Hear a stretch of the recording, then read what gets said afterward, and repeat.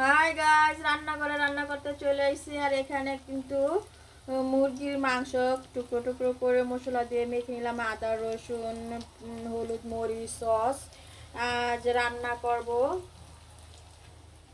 এখানে কিন্তু সিম আর আলু কুচি কুচি করে কেটে নিলাম। আর এখানে কিন্তু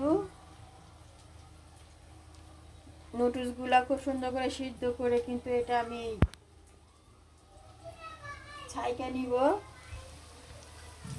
আর এখানে পেঁয়াজ ভাজা বসাই দিলাম। পেঁয়াজ দিয়ে আজ নুডলস রান্না করব, মুরগির মাংস দিয়ে টুকরো টুকরো করা। আর এখানে নিলাম দেশি ধনিয়া পাতা, কাঁচামরিচ, টমেটো কুচি কুচি করে নিলাম।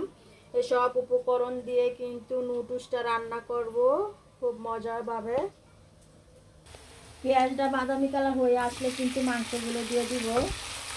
টুকরো টুকরো করা মাংসগুলো কিন্তু দিয়ে দিলাম। আর অনেকগুলো মাংস কিন্তু এখানে নিয়ে নিচ্ছি আমি। সিনার পুরাটা মাংস কিন্তু নিলাম, নিয়ে ভালো করে কিন্তু এটা ভেজে নিব।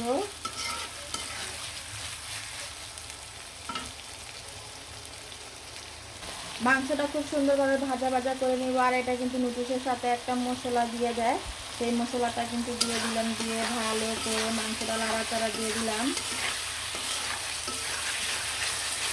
এখানে অনেকগুলো মাংস আসছে। আর বাচ্চাদের বিকেলের নাস্তা হিসাবে কিন্তু এরকম নুডলস রান্না করে দিলে বাচ্চারা খুব পছন্দ করে খেয়ে ফেলে।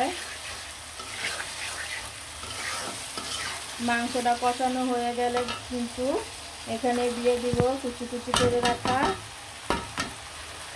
আলু আর সিম নিচ্ছি এখানে। এখন সিমের মৌসুম, শীতকাল, এর জন্য সিম দিয়ে রান্না করব। বোলপুরি দিলাম না, বোলপুরি অনুযায়ী এখানে সিম দিলাম। দিয়ে ভালো করে কিন্তু এটা ঢাকনা দিয়ে ঢেকে সিদ্ধ করে নিব। মাংসগুলো কিন্তু কষানো হয়ে যাবে আর ভাজা ভাজা হয়ে যাবে। আলুগুলো কিন্তু এই ফাঁকে ভাজা ভাজা হয়ে যাবে। আর নুডলসটাও কিন্তু এখানে ঢেলে নিলাম। ঢেলে পানিগুলো ছেঁকে নিলাম, একদম সুন্দরভাবে সিদ্ধ করে পানিগুলো ছেঁকে নিলাম। আর এখানে নুডলসটা লাড়াচাড়া দিয়ে দিব খুব সুন্দরভাবে। কিন্তু নুডলসের কালারটাও খুব সুন্দর চলে আসছে। এইভাবে বাচ্চাদেরকে নুডলস রান্না করে দিবেন। বাচ্চারা তো সবজি খেতে চায় না, আর এভাবে কিন্তু রান্না করে দিলে বাচ্চারা খুব পছন্দ করে, পছন্দ অনুযায়ী বাচ্চারা খেয়ে ফেলবে তৃপ্তি সহকারে। এ টমেটো সস আনছ? জি এনেছি। এই যে পান সস, হট টমেটো সস, এটা কিন্তু নিয়ে আসলো। আর এটা দিয়ে কিন্তু মাংস ভাজা, ফ্রেঞ্চ ফ্রাই আর নুডলস অনায়াসে সুন্দরভাবে খেতে পারেন। আমরাও খাবো। সবজিগুলো কিন্তু খুব সুন্দরভাবে ভাজা ভাজা হয়ে গেছে। আর আলুগুলো কিন্তু খুব সুন্দরভাবে সিদ্ধ হয়ে গেছে। যে আপনাদেরকে দেখাইতেছি, এই যে অনেক সুন্দরভাবে কিন্তু সিদ্ধ হয়ে গেছে। একই সাথে দুটা কাজ হয়ে গেল। আলুগুলো সবজিগুলো সিদ্ধ হয়ে গেছে, আর এদিকে কিন্তু মাংসটাও ভাজা ভাজা হয়ে গেছে। মাংসটাও কিন্তু সিদ্ধ হয়ে গেছে। এখন ভাজা ভাজা করে নিব সবগুলো একসাথে। ভাজা ভাজা করেই কিন্তু রান্নাটা কমপ্লিট করব।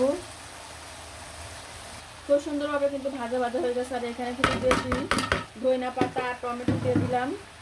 দিয়ে কিন্তু এটা ভালো করে আবার মিশিয়ে নিব। খুব সুন্দরভাবে কিন্তু অসাধারণ একটি রান্না।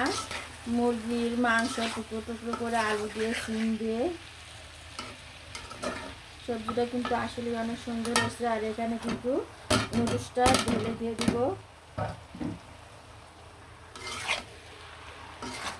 সবজির সাথে এখন নুডলসটা ভালো করে লাড়াচাড়া দিয়ে কিন্তু মিশিয়ে নিব।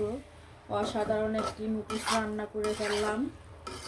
কে কে এরকম নুডলস রান্না খেতে পছন্দ করেন অবশ্যই কমেন্টে জানাবেন। আর নুডলস রান্নাটা কেমন হয়েছে অবশ্যই কমেন্টে জানাবেন। আর বাচ্চাদেরকে এরকম নুডলস রান্না করে দিলে কিন্তু বাচ্চারা খুব সুন্দর করে অনায়াসে খেয়ে ফেলবে। সবাই ভালো থাকেন, সুস্থ থাকেন, সবসময় হাসি খুশি থাকেন, আর এরকম মজার মজার নুডলস রান্না করে করে বাচ্চাদেরকে খাইয়ে দেন। বাচ্চারা অনেক পছন্দ করবে।